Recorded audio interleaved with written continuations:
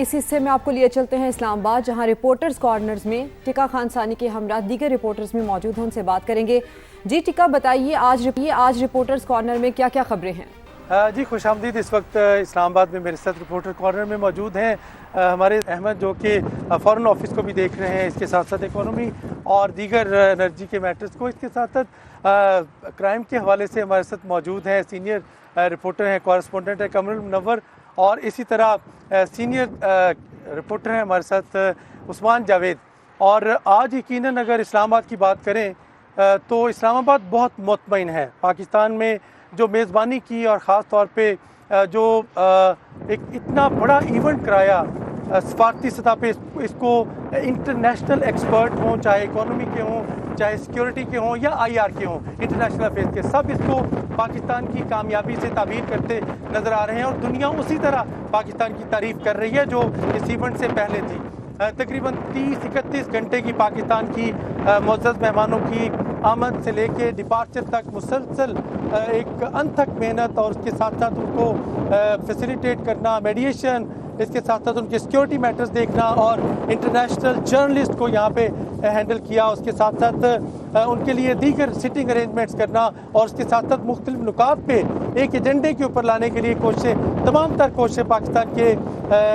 جو deputy prime minister Ishaq Dar اور field marshal سید آصف منیر اس میں فیسیلیٹیٹ کا رول کر رہے تھے۔ اب یقیناً اس حوالے سے ہم ظہیر خان سے بھی بات میں کرتا ہوں۔ ظہیر، اتنا بڑا ایونٹ ہوا، یہ بتائیے گا پاکستان نے سفارتی سطح پہ، اس کے ساتھ ساتھ اکنامکلی اور انٹرنیشنلی کیا حاصل کیا؟ دیکھیں ٹکا صاحب، میں تو یہ کہوں گا کہ پاکستان نے صرف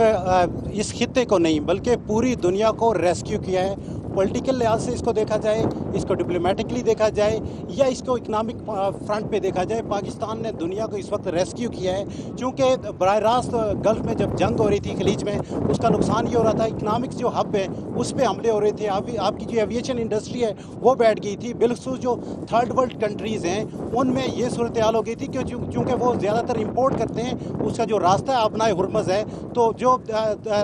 توانائی کی جو سپلائی چین ہے، جو ہب ہے، اس کی بلاکیج کی وجہ سے پوری دنیا کرائسس میں تھی۔ اچھا، کچھ لوگ جو ہیں وہ اس میں، کچھ ممالک جس میں یورپین ممالک جو ہیں اس جنگ کا حصہ نہیں تھے، لیکن ان کی بات سننے کے لیے نہ امریکہ تیار تھا اور نہ ایران میں ان کا اتنا انفلوئنس تھا۔ اسی طرح جو گلف کنٹریز ہیں وہ بھی نہیں چاہ رہے تھے کہ یہ جنگ آگے بڑھے، لیکن چونکہ وہاں پہ امریکن بیسز ہونے کی وجہ سے براہ راست ان کے توانائی انفراسٹرکچر، ان کے اکنامکس ہب پہ اٹیک ہو رہے تھے، جس کی وجہ ہے وہ بھی اس پوزیشن میں نہیں تھے کہ براہ راست دونوں فریقین کے بیچ میں کوئی صلح کروائیں یا کہ سیز فائر کروائیں۔ اس وقت آپ دیکھیں کہ خلیج میں کوئی جنگ نہیں ہو رہی، پاکستان کی کوششوں سے اس وقت امن، عارضی سے ہی امن ہو چکا ہے۔ ابھی لیتے ہیں شارٹ بریک، اس کے بعد آپ سے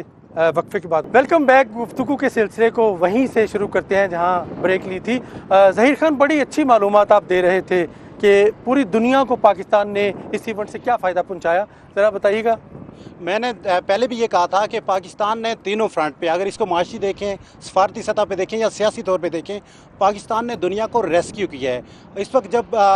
جنگ ہو رہی تھی تو اس وقت توانائی انفراسٹرکچر پہ براہ راست خلیج میں حملے ہو رہے تھے، ایران پہ بھی ہو رہے تھے، اور اسی طرح بلاکیج تھی آبنائے ہرمز کی، جس کی وجہ سے تھرڈ ورلڈ کنٹریز جس میں جو آئل امپورٹ کرتی ہیں، اور اس کے علاوہ جو فوڈ سپلائی چین تھی اس کو بھی کافی حد تک فرق پڑا تھا، کروڈ پرائسز بڑھ گئی، اکنامک ایکٹیویٹی دنیا میں رک گئی، اور ایویشن انڈسٹری جو ہے سب سے زیادہ متاثر ہوئی۔ ایسے میں یورپین کنٹریز نے اس جنگ میں شامل نہ ہونے کا اعلان تو کیا، لیکن وہ اس پوزیشن میں نہیں تھے کہ وہ امریکہ کو قائل کر سکیں یا وہ ایران کو، اور جو گلف کنٹریز تھی وہاں پہ چونکہ بیسز تھے امریکن کے، اس کی اور وہاں پہ براہ راست اٹیک کر لیے ایران نے، جس کی وجہ سے وہاں پہ بھی ٹینشن کریٹ ہو گئی۔ تو باقی جو خطے کے دیگر سو کالڈ ممالک تھے وہ آپ نے دیکھ لیا کہ وہ تو کہیں تھے ہی نہیں، جس میں انڈیا بھی شامل ہے۔ تو پاکستان نے نہ صرف خطے کو ریسکیو کیا، پوری دنیا کو ریسکیو کیا، اور پاکستان نے ایران اور امریکہ کو 46 سال بعد پہلی بار آمنے سامنے لا کے بٹھایا، پوائنٹس کا تبادلہ ہوا، اور دونوں مطرف بھی ہیں۔ آپ نے دیکھا ہوگا کہ جو ایرانین ڈیلیگیشن تھا، جو امریکی اس وقت ڈیلیگیشن تھا، دونوں نے یہ کہا ہے کہ پاکستان کی جو کوششیں تھیں اس کے باعث یہ ممکن ہوا ہے کہ ہم آمنے سامنے بیٹھے ہیں، پوائنٹس اپنے شیئر کیے ہیں، اور مذاکرات جاری رکھنے کا اعلان کیا گیا۔ یہ پاکستان کی بہت بڑی کامیابی ہے۔ پاکستان نے دنیا کو तीसरी आलमी जंग जो छिड़ने जा रही थी, जो पोजीशन बन गई थी और जिस तरह की बयानबाजी हो रही थी, जिस तरह की एग्रेशन अमेरिकन प्रेसिडेंट जो दिखा रहे थे, तो ये लग रहा था कि सिविलाइजेशन तबाह करने जा रहे हैं। खुदा न ख्वास्ता कहीं ये न्यूक्लियर वेपन इस्तेमाल हो जाए तो पूरा खित्ता, पूरी दुनिया इसकी लपेट में आएगी। उस सब को पाकिस्तान ने अपनी सफारतकारी के जरिए बचाया है। और एटमी जंग से पाकिस्तान ने बचाया। कमरुल मुनव्वर से भी बात करते हैं। कमरुल मुनव्वर, हमने देखा कि जर्नलिस्ट हों या इसमें इंटरनेशनल जो डेलीगेशन के लोग थे, पाकिस्तान की सिक्योरिटी मैयत की तारीफ कर रहे हैं। और क्या ऐसा है कि हर कोई मोतरफ है पाकिस्तान की सिक्योरिटी का? प्लान क्या था, सिक्योरिटी स्ट्रेटजी क्या थी सारी? देखें, इस्लामाबाद पीस कैपिटल बनने जा रहा था और इस हवाले से तमाम इंतज़ामात भी इस हवाले से ऐसे ही किए गए जो फूल प्रूफ हों। ख़ास तौर पर मैं बताऊँ, रावलपिंडी इस्लामाबाद के जो ये जुड़वा शहर है, यहाँ पर 4 रोज़ की जो है वो छुट्टी आम तातील का ऐलान किया गया और रेड जोन को ख़ास तौर पर मुकम्मल तौर पर सील किया गया। और जो एक्सटेंडेड रेड जोन है, इसकी अगर बात करें तो एक रेडियस बनाया गया जिसके अंदर आने के लिए सिर्फ सरकारी गाड़ियों को वहाँ जाने की इजाज़त दी गई, क्योंकि इतना बड़ा इवेंट होने जा रहा था और किसी अनटूवर्ड से बचने के लिए तमाम फुल प्रूफ सिक्योरिटी के इंतजाम किए गए थे। इसके अलावा इस्लामाबाद में जो ट्रेल्स हैं, ख़ास तौर पर आपको पता है बहुत ज़्यादा वहाँ पर लोग सयाहत के लिए आते हैं, उन तमाम ट्रेल्स को बंद किया गया था और आज भी उसको नोटिफाई किया गया है। तो आज ये 4 दिन वो जो सिक्योरिटी के तमाम सूरत हाल ऐसे रही और आज भी जो है इस्लामाबाद की मुख्तलिफ शराहें अभी तक बंद है, क्योंकि बहुत से डेलीगेशंस ऐसे हैं जिनके लिए कुछ रूट्स बनाए गए थे। कुछ पुराना एयरपोर्ट नूर खान एयरबेस से आने वाले रास्ते थे और कुछ जो इस्लामाबाद एयरपोर्ट है उसकी तरफ से आने वाले रास्ते से वहाँ पर डाइवर्जन दी गई थी। अभी तक वो वहाँ पर ही डाइवर्जन जो है वो लगी हैं ताकि दूसरे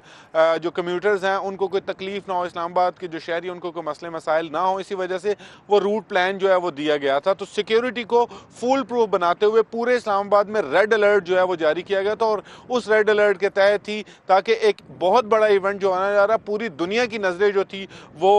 पाकिस्तान के इस्लामाबाद कैपिटल के पे थी और इसी वजह से इसकी सिक्योरिटी की सूरत हाल को मद्देनज़र रखते हुए एक बाकायदा जो कंट्रोल रूम कायम किया गया वजारत दाखिला के अंदर, जिसमें तमाम सिक्योरिटी ऑफिशियल जो थे वो वहाँ से ही सर्विलेंस कर रहे थे और वहाँ से ही तमाम इंस्ट्रक्शंस जो हैं वो दी जा रही थी। रेलेवेंट जो फील्ड के अफसरान हैं उनको, मैं आपको ये बताऊँ कि 10,000 पुलिस एहलकार सिर्फ और सिर्फ एक्सटर्नल रेड जोन पर जो है वो तैनात किए गए थे। जो रेड जोन के जो बाहर का एक्सटेंडेड रेड जोन का जिसको नाम दिया गया था, वहाँ पर 10,000 पुलिस एहलकार तैनात किए गए थे ताकि सिक्योरिटी को फुल प्रूफ बनाया जा सके। अच्छा, ये बताइएगा कि जो जुड़वा शहरों में मार्केटें बंद थी, तो अब क्या वो मुकम्मल खोल दी गई हैं या कि अब अभी भी बंद हैं? जी बिल्कुल, जो मार्केट्स थी वो एक तो पहले ऑस्टेरिटी के तहत वो 8 बजे बंद हो रही थी, लेकिन उसके बाद दिन के औकात में भी उनको बंद करने का फैसला हुआ था। डिप्टी कमिश्नर्स ने अब उन तमाम मार्केट्स को खोलने के अहकाम जो है वो जारी, ताजरान के जो सदूर हैं उनको मुतला कर दिया गया और मार्केट्स खुल भी चुकी हैं। रावलपिंडी इस्लामाबाद की बेशतर मार्केट्स जो हैं वो खुल चुकी हैं। ताहम जो रूट है डेलीगेट्स के आने के और डेलीगेशंस के आने जाने के जो रूट्स इस्तेमाल, सिर्फ अभी तक वहाँ पर जो बंदिश है वो मौजूद है और ये कहा जा रहा है कि आज रात 10 बजे तक वो रूट प्लान वैसा ही रहेगा। लेकिन जो मार्केट्स हैं वो रावलपिंडी और इस्लामाबाद की बेशतर मार्केट्स जो हैं वो खुल चुकी हैं और पूरी दुनिया की आंखें भी खुल चुकी हैं। सिर्फ मार्केट्स ही नहीं, पाकिस्तान का जो डिप्लोमेसी का रोल है, पाकिस्तान ने जो सफारती किरदार अदा किया, यकीनन पूरी दुनिया को फ़ायदा पहुँचाने जा रहा है पाकिस्तान। और ये मुज़ाकरात का अमल अभी रुका नहीं, तीनों अतराफ से ही ये सामने आ गया है। पाकिस्तान उस मोड़ से लाया है जब मशरिक़ वस्ता में कहीं मिसाइल फ़ज़ा में उड़ रहे थे, कहीं त्यारे उड़ रहे थे, कहीं ड्रोन थे, और अल्लाह न करे वो सिचुएशन वापस हो, वहाँ से दुनिया को वापस लाया है। स्टूडियो में बैक अब तक इतना ही कैपिटल टॉक से। जी।